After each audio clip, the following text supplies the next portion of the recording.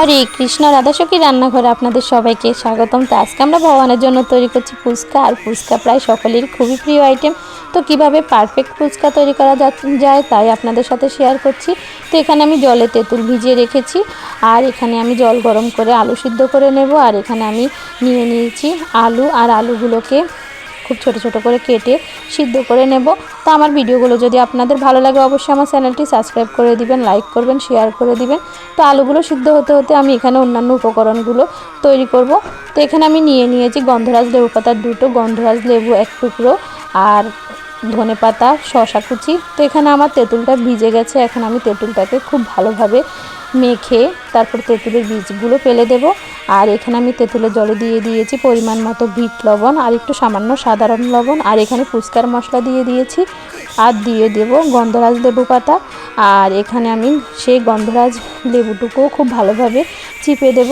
এবার আমি খুব ভালোভাবে মাখিয়ে নেব। আর এখানে ফুচকার মশলার মধ্যে আমি ব্যবহার করেছি এলাচি, আর গোটা জিরে, গোটা ধনে, আর শুকনো মরিচ শুকনো খোলায় ভেজে তারপর ব্লেন্ডারে ব্লেন্ড করে নিয়েছি। আর এখানে গুঁড়ো মরিচ দিয়েছি ধনেপাতা, আর সামান্য একটু চিনি দিয়ে আবারও খুব ভালোভাবে মেখে নেব। অবশ্যই গন্ধরাজ লেবু পাতাগুলো খুব ভালোভাবে মাখতে হবে, যেন লেবু পাতার ফ্লেভারটা খুব ভালোভাবে ফুচকার টকে মিশে যায়।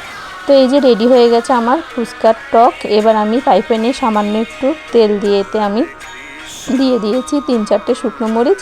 আর শুকনো মরিচগুলো যখন ভাজা হবে তখন আমি এখানে সামান্য একটু হিং দিয়ে দিয়েছি। আর হিংটা যখন লাল হয়ে যাবে তখন আমি নামিয়ে নেব। তো এখন আমি সেই তেল মিশ্রণ সহ মরিচটাকে লবণ, বিট লবণ আর সাধারণ লবণের সাথে খুব ভালোভাবে মেখে নেব। তো এবার আমি এতে দিয়ে দেব সেই সিদ্ধ করে রাখা আলুগুলো। এবার আমি আলুগুলোকে খুব ভালোভাবে মাখিয়ে নেব। আর এখানে আমি সেই ফুচকার মশলাটা দিয়ে দিয়েছি, আর দিয়ে দেব এখন সেই টক থেকে সামান্য একটু টক দিয়ে দেব। তো আর আমি দিয়ে দেব এখানে সেই গন্ধরাজ লেবু পাতা, আর দিয়ে দেব এখানে আমি ধনে পাতা। তো এবার আমি খুব ভালোভাবে মাখাবো, আলুটাকে একদম ভালোভাবে মাখিয়ে নেব। তো এই যে আলুটা কিন্তু রেডি হয়ে গেছে। এখন আমি ফ্রাই প্যানে আবারও সাদা তেল দিয়ে দিয়েছি। আর এই ফুচকাগুলো আমরা সবসময় ব্যবহার করি। যাই হোক, এখন ফুচকাগুলো আমি খুব সুন্দর করে হালকা আছে ভেজে নেব। আর এই ফুচকাগুলো কিন্তু অনেক সুস্বাদু। আমরা সবসময় ফুচকা তৈরি করলে এগুলো দিয়ে করে থাকি। তো এবার আমি খুব আস্তে আস্তে ফুচকাগুলো ভেজে নেব।